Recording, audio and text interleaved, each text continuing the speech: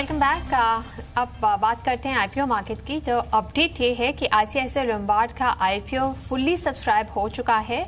आज आखिरी दिन है, आप अभी भी सब्सक्राइब कर सकते हैं। और कल एसबीआई लाइफ का आईपीओ खुलेगा। हमारे साथ रजत हैं जो बताएंगे कि इनमें से कौन सा आईपीओ ज़्यादा अच्छा लग रहा है।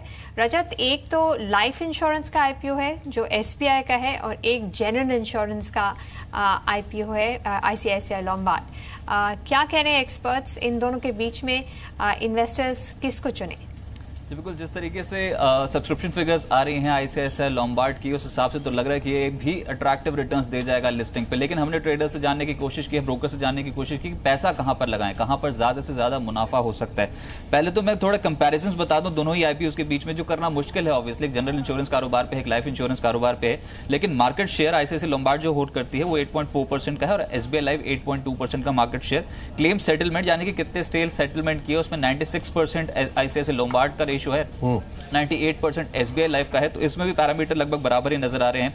लेकिन इंपॉर्टेंट है वैल्यूएशन फ्रंट पे। आप ये देखिए कि ये जो आईपीओ आ रहा है आईसीआईसीआई लोम्बार्ड का, ये 46 के मल्टीपल पे है और ये जो एसबीआई लाइफ का है वो तो और भी ज्यादा, लगभग 73 के मल्टीपल पे है। ये थोड़े महंगे नजर आ रहे हैं एसबीआई लाइफ के, वैल्यूएशन कंसर्न्स लेकर हैं। और क्लेम सेटलमेंट भी आप देखिए, क्योंकि 21.8 लाख के क्लेम 2017 में यहाँ पर सेटल किए गए आईसीआईसीआई लोम्बार्ड में और एसबीआई लाइफ में मात्र 7.7 लाख के।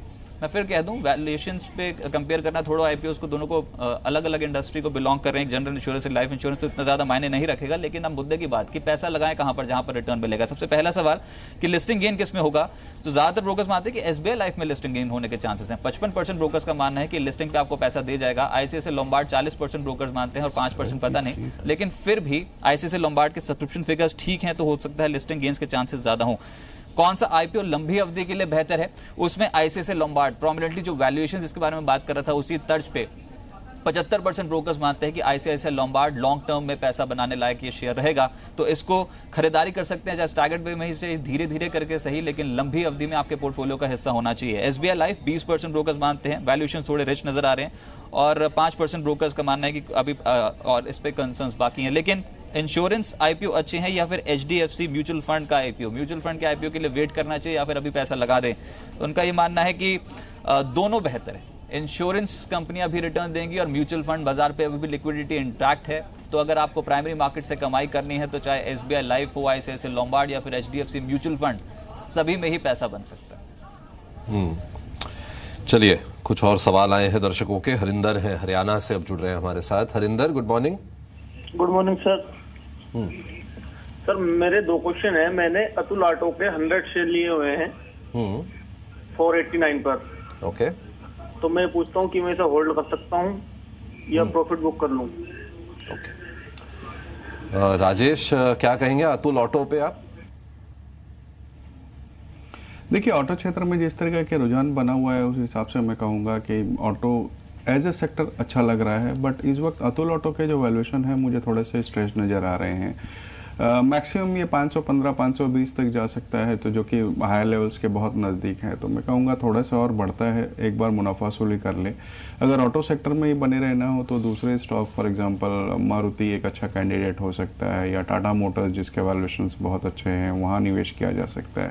इवन टू व्हीलर्स में अगर आप देखें तो बजाज ऑटो के अच्छा कैंडिडेट है।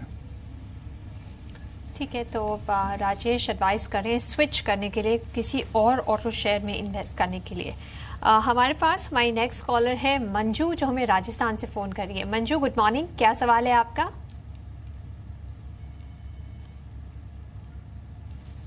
अच्छा, मंजू के का सवाल ले लेते हैं हम।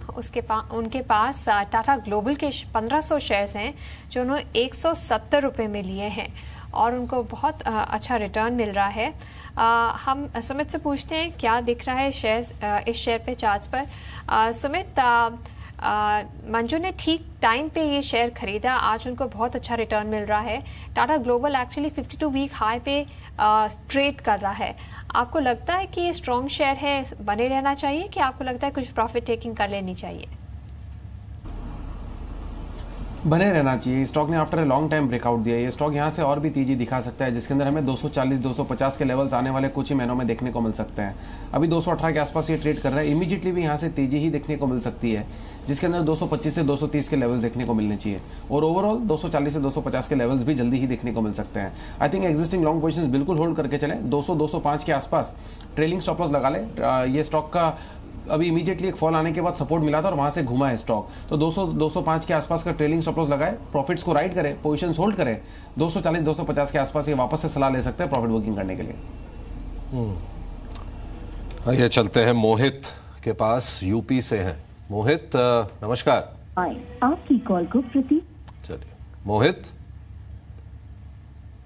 मोहित चलिए, इनसे बात हो नहीं पा रही इनके पास, लेकिन एसबीआई के शेयर्स हैं। सुमित, एसबीआई चार्ट्स पर कैसा लग रहा है? सारे पीएसयू के अंदर थोड़ा सा दबाव देखने को मिल रहा है। आई थिंक शॉर्ट टर्म में शायद दबाव और देखने को मिल सकता है, बट ओवरऑल लॉन्गर टर्म का अगर नजरिया रखेंगे तो ये स्टॉक बहुत अच्छा है और आने वाले समय में बहुत अच्छे रिटर्न दिखाएगा। शॉर्ट टर्म में थोड़ा सा पैनिक देखने को मिल सकता है, हो सकता है 260 तक के लेवल्स देखने को मिले या शायद थोड़ा और भी नीचे देखने को मिल सकता है। पर जब भी ये स्टॉक घूमेगा तो ऊपर में इमीडिएटली 275 का रेजिस्टेंस है, 275 का रेजिस्टेंस जैसे ही ये ब्रेक करेगा on closing basis with volumes, तो उसके बाद आप ये मान के चले कि ये स्टॉक 10 से 15% की तेजी बहुत जल्दी शॉर्ट टर्म में दिखा सकता है, और लॉन्गर टर्म टाइम होराइजन में तो ये स्टॉक 350 तक के लेवल्स भी दिखा सकता है। I think existing long position ये स्टॉक के अंदर होल्ड करके चलना चाहिए। अगर कोई गिरावट मिलती है प्रेजेंट लेवल से तो वो बाइंग अपॉर्चुनिटी के हिसाब से लेना चाहिए स्टॉक के अंदर। ठीक है, होल्ड करके रखिए एसबीआई को, ये एडवाइस है सुमित की। अब थोड़ी क्वेरीज ले लेते हैं जो हमें फेसबुक पे मिले हैं। हमें क्वेरी मिली है अंकिता अरुण जैन से। उनके पास 100 शेयर हैं रेपको होम फाइनेंस के, जो उन्होंने 692 रुपीज़ शेयर में लिए हैं। उनको अभी थोड़ा लॉस हो रहा है, अभी करंट मार्केट प्राइस 646 के करीब है। राजेश, क्या करेंगे आप रेपको जैसी होम फाइनेंस कंपनी के साथ? आपको लगता है कि आउटलुक होम हाउसिंग फाइनेंस के लिए अच्छा है आगे जाके? आपको लगता है ये शेयर वापस 900 के करीब पहुंच जाएगा? क्या करना चाहिए शेयर में? देखिए निशा, 900 के आसपास तो पहुंचता मुझे बहुत समय बाद ही नज़र आ रहा है। कम से कम 1-1.5 साल का आपको हॉराइजन रखना पड़ेगा। बट छोटी अवधि में मुझे लगता है कि स्टॉक में आपको 620 रुपये का स्टॉप लॉस रखना चाहिए। बट जहां तक हाउसिंग फाइनेंस कंपनीज का सवाल है, अभी जैसे थोड़ी देर पहले भी आप डिस्कस कर रहे थे कि आरबीआई की रिपोर्ट आई है और वहाँ पर उतनी अच्छी बढ़त देखी नहीं गई है, लेकिन मेरा अपना ये मानना है कि जो प्राइवेट प्लेयर्स हैं, खास करके जो हाउसिंग फाइनेंस कंपनीज हैं, वहाँ पर एक अच्छी रुझान देखा जा सकता है इस बात के मद्देनज़र कि रेरा के इम्प्लीमेंटेशन के बाद थोड़ा सा अपटिक देखा जाएगा रियल एस्टेट सेक्टर में, जिसका सीधा फ़ायदा होम फाइनेंस कंपनीज को मिलेगा। और इस लिहाज से हम रिकमेंड कर रहे हैं एलआईसी हाउसिंग और जीआईसी हाउसिंग फाइनेंस को, जो कि ज़्यादा बेहतर पड़ती हैं पूरे स्पेस में।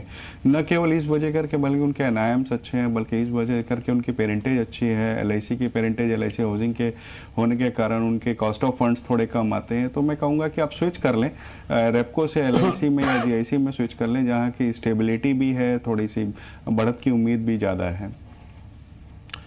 चलिए, वक्त है शो को यहीं समाप्त करने का। राजेश और सुमित, आप दोनों का बहुत बहुत धन्यवाद दर्शकों के सवालों के जवाब देने के लिए। स्टॉक्स हेल्पलाइन में आज बस इतना ही।